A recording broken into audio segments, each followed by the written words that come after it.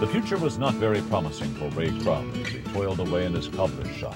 He and his wife Charlotte found a wonderful outlet from the day-to-day drudgery. When I was first exposed to this business, I was a shoe cobbler. And it's important for me to say I was a shoe cobbler that didn't have any hope. I lived what they talk about in some ways a life of quiet desperation, because I knew I was going to work till I died. The guy I bought the shoe shop from had gone to work for me. Worked for me till he was in his late 70s and died. He couldn't afford to retire. Shoe cobblers don't retire. All of my clothes came from Salvation Army. The shoes and boots were things that I worked on people didn't pick up. Most of my life was financially, we were always looking for ways to save money. Turn the light out when you leave the room. Don't buy the name brand ketchup, buy the cheap one. Whatever. And I guess that didn't bother me as much as the fact that I couldn't give my wife the things that other people could. I really wanted Charlotte to have things I couldn't give her. That was my dream. That was down inside, but I had put things on top of it, because if you can't do it, what's the point of hurting over it? And there were only so many shoes I could fix. I didn't buy my clothes at Dillard's either. I went to the Salvation Army and Goodwill to get my working clothes. We did go to the stores to get some of my nicer clothes. I drove an old car. They were always 10 years old or older. And they would quit. And I would just go, I'd panic. We got in the business because Charlotte had a ruined back. She had been in agony for a year. It had destroyed our whole life. And she had gone to physical therapy that day, which didn't help. It strengthened her back where she wouldn't hurt anymore. And she stopped in my shoe shop, and we were talking. And this guy came in to talk about a health and wellness company. And I was not only skeptical, I was contemptuous. If she hadn't been there, our dreams would still be unfulfilled. I was going to run him, and he exposed her to the product. She tried the product, went home. By the time she drove from my shop to our home here, she called me on the phone and she said, my back doesn't hurt. For the first time in a year, it doesn't hurt. And I said, you're kidding. And she said, no. I got out of the car, and one of the worst things she could do is drive. And when she got done driving, she got home and got out of the car, and her back wasn't hurting her. And she walked up the steps, and she carried the groceries in, which she didn't carry anything anywhere. And she carried the groceries in, and it still didn't hurt. Once we saw what the product would do, once I saw what the product would do, I was tickled and wanted to get a bunch of everything so she would never hurt anymore. She's the one that saw the business opportunity. I had a previous experience with MLM, and I was not even, you could have melted me and poured me on another one of these deals. And she said, this is going to give us what the other thing promised. For some reason, I had the vision. I don't know. I think it was a gift from God. But I saw that this would do what the other MLM couldn't do. It wasn't possible for it to do it. This is a once in a lifetime for us. Maybe the only time. It's just, I saw the business. I understood about it because I had enough experience with the other one. In fact, I had lots of experience with the other one. But this is... And the other thing was so difficult. I mean, I had to wear a suit and a white shirt and tie and wear teeth. I mean, this is a snap, and she had to do her, and this would just be natural. And now she can do things that have to do with her brain instead of just trying to keep track of paperwork. Well, part of what I did was I took orders and turned them in, and then I had to pick up the products. Oh, it was a mess. But this is nothing. It's just when somebody wants something, they call the company and get it. Well, we've been in business a little over 2 years now.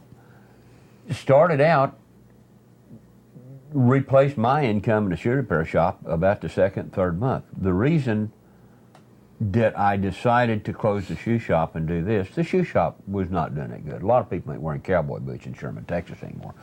But I saw some people's lives changed by what these things do, by changing physically how they live. And I'd never been able to do that before as a shoe cobbler. And so it was both that my income was replaced and I had some fulfillment that I had never got as a shoe cobbler too. And Charlotte's sitting here saying, if you shut your shoe shop down, you can make a lot more money. And so we did. We were making, how much were we making when I shut it down, honey?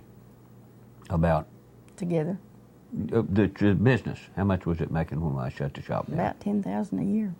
We were up to about $10,000 a year. But that month, what did we make? It was about, when I shut the shop down. Oh, are you talking about in this business? The month in this business. That was about $1,000 that month.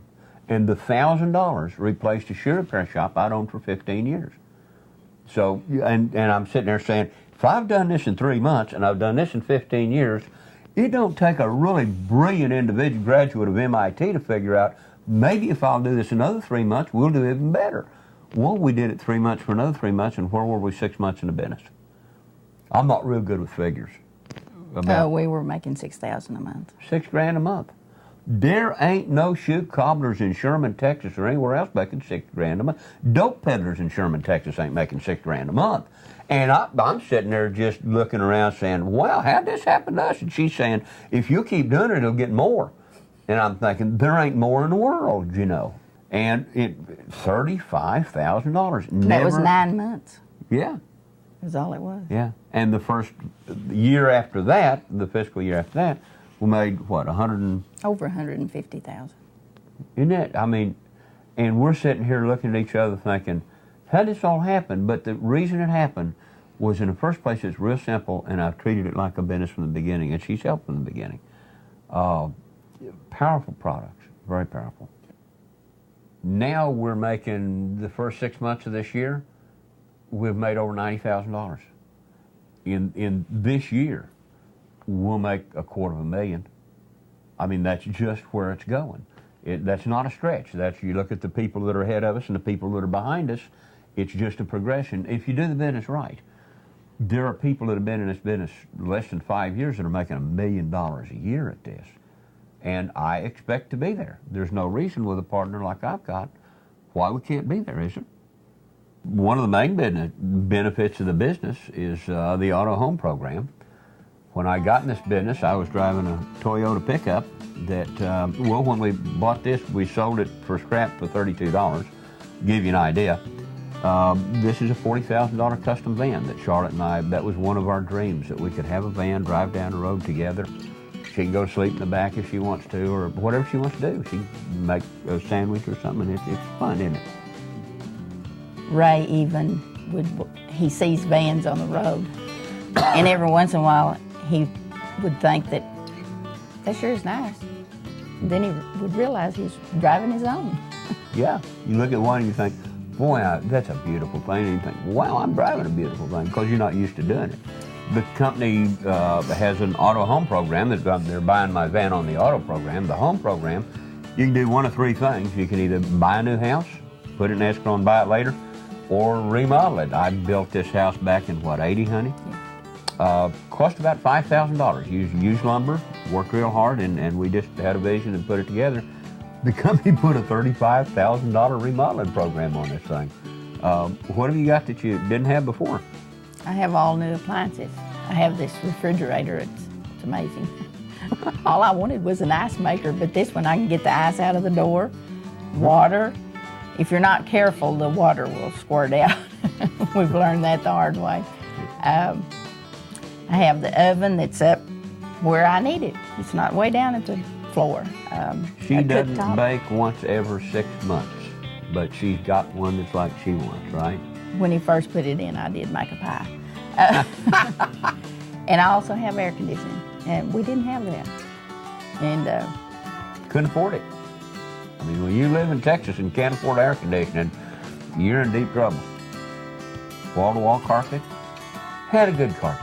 My grandma's carpet that she gave us, how long we had that, honey? 20 years. Well, but it still had fuzz on it, you know. Just a little nicer. I like to go barefoot now. Yeah. I never did. Yeah. Do you know how it makes me feel to be the husband that can buy these things for my wife, that other husbands always could for their wives? Feels good. It's a lifestyle that we never even dreamed of before.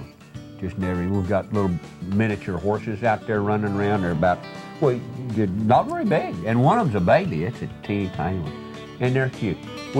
Whatever we want to do, we can do. And the last thing is the ability to help other people, to reproduce this. Anybody that wants to do what I've done can have what I've done. People look at me and they say, boy, if he can do it, anybody can.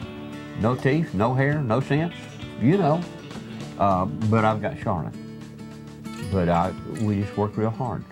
It's a good business. It's been awful good to us.